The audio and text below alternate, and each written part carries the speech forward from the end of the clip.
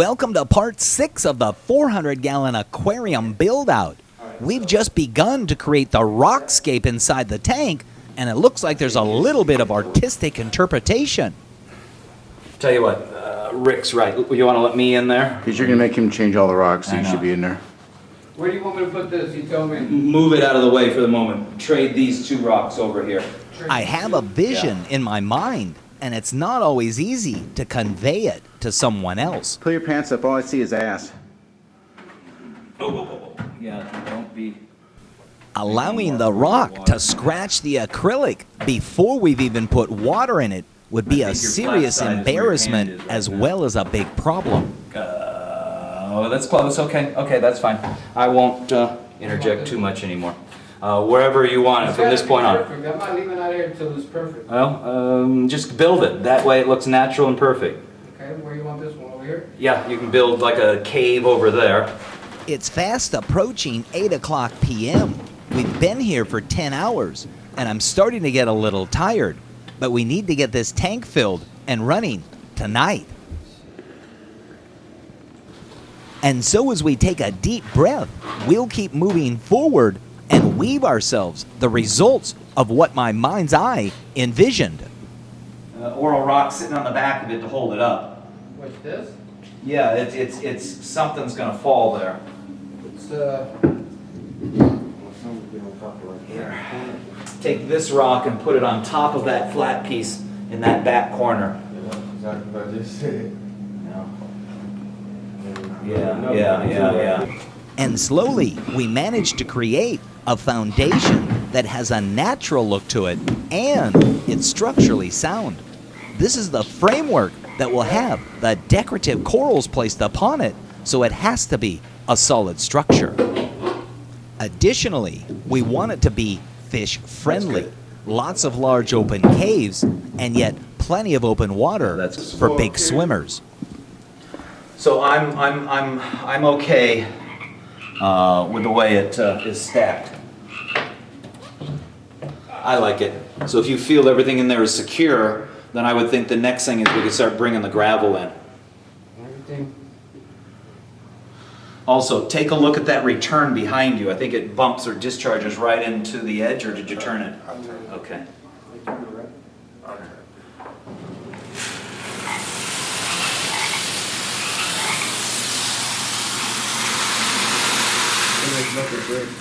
We will be using 2 different size granule gravels. This is crushed coral gravel. Not only will it help keep the water's pH up, it's also natural and appropriate looking. Greg had rinsed this gravel free of its dust and dirt earlier today.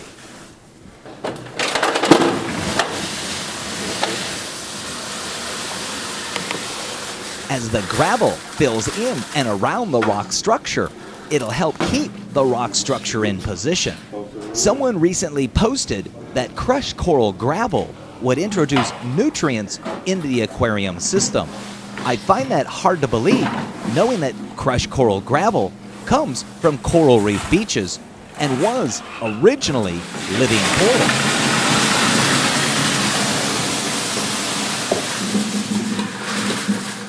I can't think of anything better to use.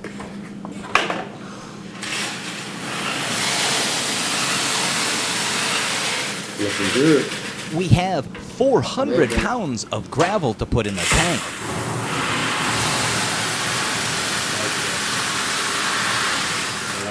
And that surrounds the 400 pounds of rock work. Looking good. With all the washed gravel now poured into the tank, Condi will begin to smooth it out. So here is our rock foundation. Our cameraman Rick said he thought it looked rather fresh water. I look at it as the framework to position the decorative corals upon. That's right, I said decorative corals. Since this will be a fish-only system, I can manage it much better using a rotating set of decorative corals. If you recall, last December in episode 109, we broke down the 300-gallon living coral reef tank that was here for for the last 14 years. The homeowner now wishes to have a more traditional fish-only system. In my initial meeting with him, he did not want the artificial coral sculpture, and we agreed that the rotating coral decorations were what best fit his and my needs. And with the rock, gravel, decorations, and the filter system all in place, I now need to, power-wise, begin to finalize its safe and accessible installation of all the power cords. What time do you want them to come on? 5 o'clock in the afternoon. 5 o'clock is 1700 Yes. and go off? This is the pump for the customer's G3 protein skimmer. Even though I do plan on using an algae scrubber, I'm still going to use the existing protein skimmer. Thank you. That looks good, thank you.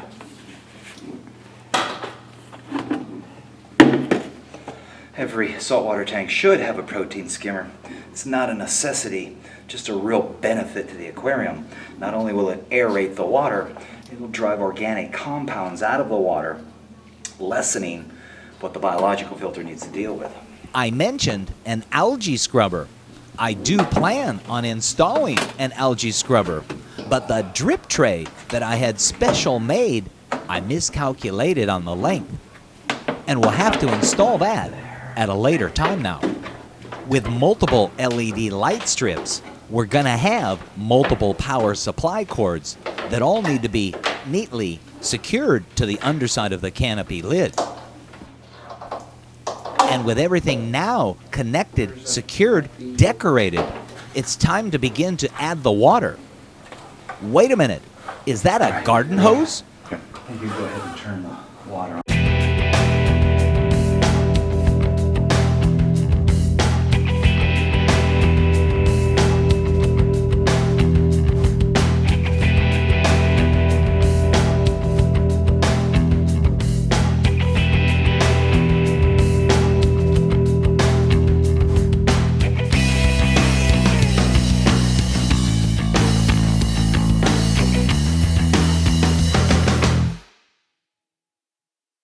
Hi there, my name's Jim Stime and you know me as the LA Fish Guy. Well, I also wear a couple of other hats. One of them is the jellyfish tank called the Jelly Aquarium, and the third is myfishtank.com. I offer an entire line of acrylic aquariums ranging from rectangular to hexagon, flatback hex, as well as the custom curve front aquariums. There's also an entire line of stands and canopies ranging from MDF to pine to oak with a variety of different finishes available. And the website is even smart enough that you can calculate what the freight and crate charges to your location will be. That's myfishtank.com. Hi, my name's Dean from Tropical Imports here in Glendale, California. We have all different types of tropical fish, freshwater and saltwater. We have reptiles, freshwater plants, goldfish, saltwater invertebrates. We've got all different types of little aquariums here for betas, for tropical fish, mini, nano reef, for plants, saltwater fish. I've got all different types of bowls. Whatever you like, we've got it.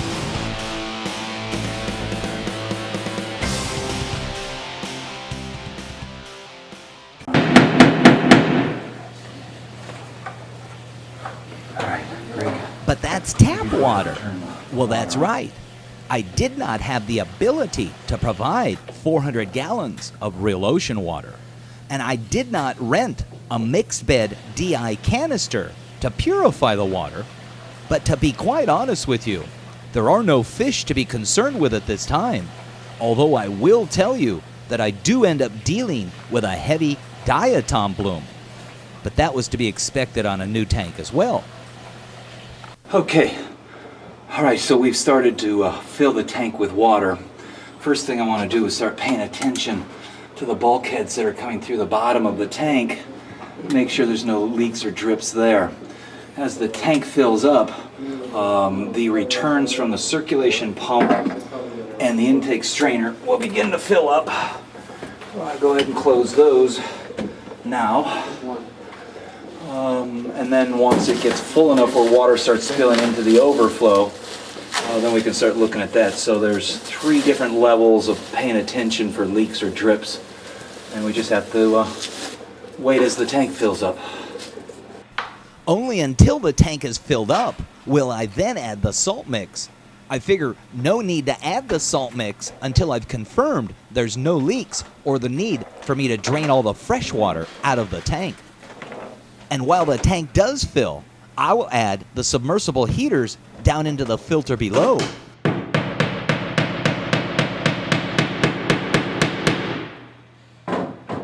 And Condi will finish securing the LED light strips to the underside of the canopy above.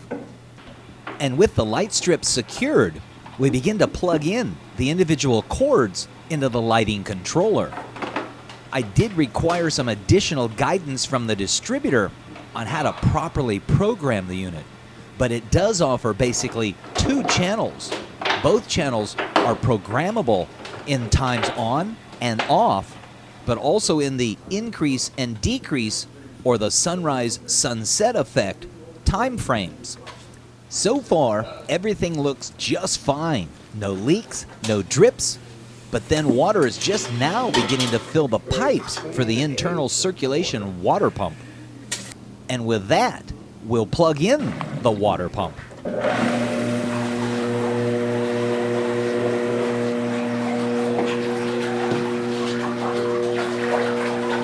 that's some pretty serious flow, huh? Both sides are weird. Oh, good. That's a lot louder pump than I really...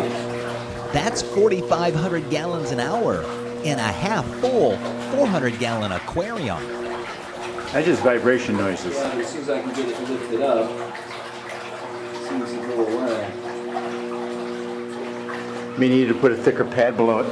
Probably this one right here work for it. The one you got your knee on. What you think about that one?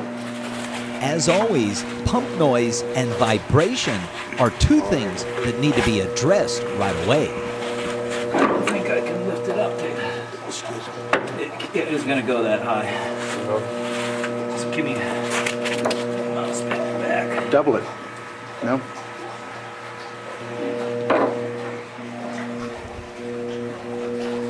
Quite often, an old computer mouse pad is adequate enough to help buffer the vibration into the stand.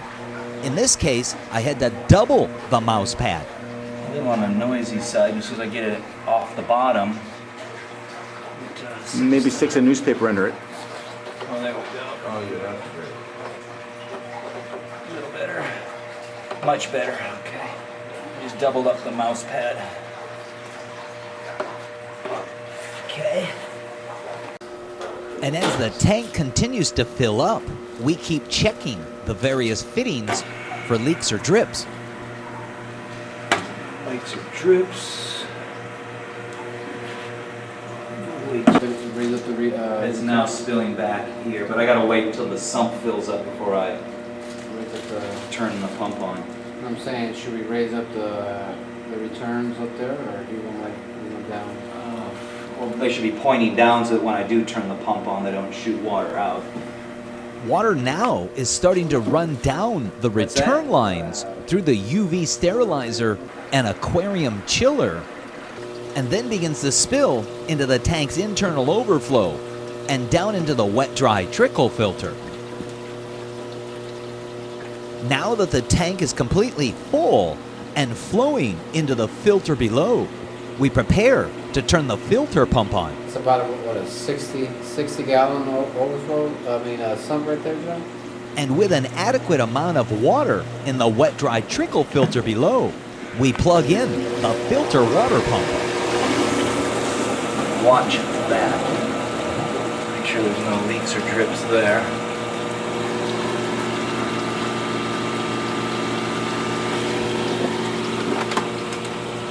And with every job, I expect a leak or 2. That way, I'm prepared for it. But so far, I've seen no leaks, drips, or puddles. Now with the entire system running with no obvious issues, we can begin to address the cleanup aspects of the job such as wiping the interior of the tank and latching of the stand doors.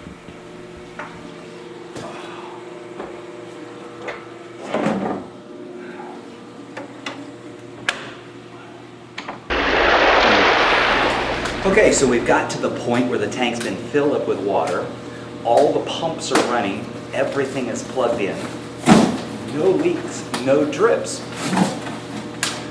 So we're going to put the salt mix in now, and then we'll clean up and we'll leave tonight, and then I'll come back tomorrow and double check the salinity and finish cleaning the inside of the tank and such.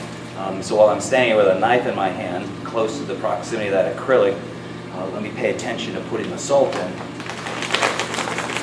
then we'll go from there. So let's talk briefly about salt water. One could use real ocean water. One could employ some purification method of the fresh water, and one could use water from the faucet.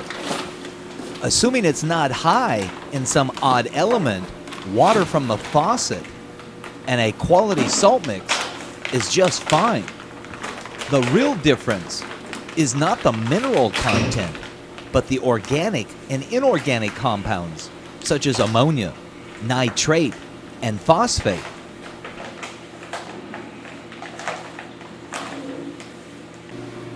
I feel comfortable enough in filling this tank initially with faucet water and then using real ocean water from that point onwards.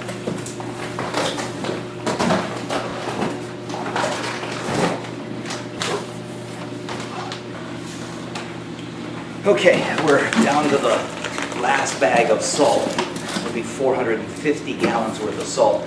I'm not gonna put this bag of salt into the tank yet, namely because it'll be easier for me tomorrow to add salt to raise the salinity as opposed to have to drain water out of the tank and add fresh water back. So I'm not gonna put this in. We are very pleased with the results of how this turned out. The homeowner is very pleased. And I think everyone that worked on the job today is pleased with the results as well. And I do thank all of them for all of their help.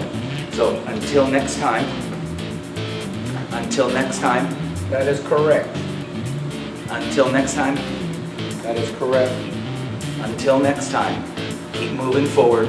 Don't let any of the bad things bother you. And just make it a point to get the job done, because that's what it's all about.